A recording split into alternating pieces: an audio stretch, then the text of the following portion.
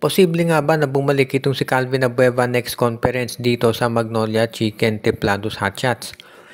Meron kasing rule dito sa BBA na kapag ang isang player ay tinrade, hindi ito pwedeng ibalik dun sa kanyang mother team, dun sa original team niya until after one conference. So baka intayin lamang daw na matapos itong conference na to at babalik na itong si Calvin Abueva dito sa Magnolia. Meron kasing mga naniniwala na hindi natutuwa yung ibang nasa management ng Magnolia dito sa pag-trade kay Calvin Abueva. At nakita naman nila kung gaano kaganda ang pinapakita nito dito sa Titan Ultra at lumalabas talaga na hindi siya masyadong nagamit dati ng tama sa ilalim ni Coach Chito Victolero. Kaya nga mukhang mas bagay daw talaga na mapunta dito sa Magnolia Chicken Templados itong si Calvin Abueva para magamit na ng tama ni Coach L.A. Tenorio.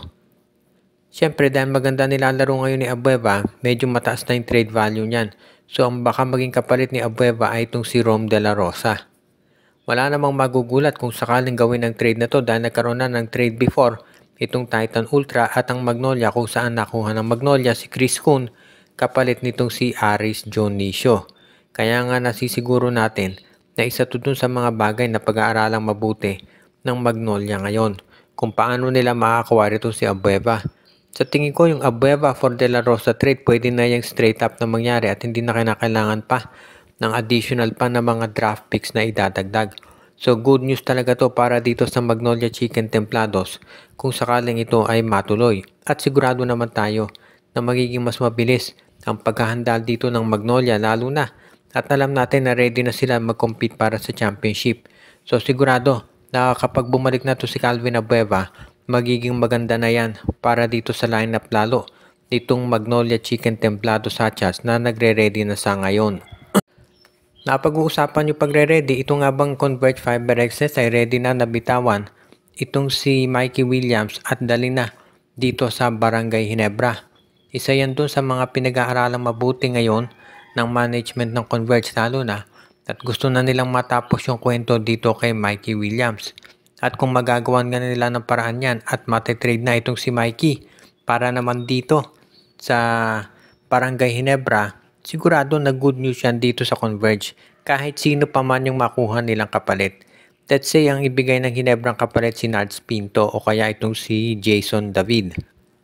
Hindi na sila lugi dyan dahil alam naman natin na hindi naglalaro itong si Mikey Williams dito sa Converge Fiber XS. So nababagay talaga na dito siya mapunta sa Barangay Ginebra ngayon.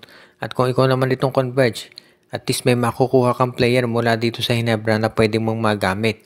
Kung hindi man player bilang isang trade asset. So hindi malulugi ang Converge dito kung sakali nga na i-trade nila itong si Mikey Williams dito sa Barangay Ginebra. Sa panig naman ng Ginebra, magkakaroon ka ng isang additional scoring option kung makuha mo itong si Mikey Williams. Kaya nga win-win ang trade na to para sa dalawang nabanggit na koponan. Alam natin na maraming mga teams ang magkakaroon ng interest kay Mikey pero sa totoo lang naman dahil sa salary demands nito mukhang bagay talaga siya sa Barangay Ginebra dahil doon talaga mabibigay yung salary na ganyang gusto.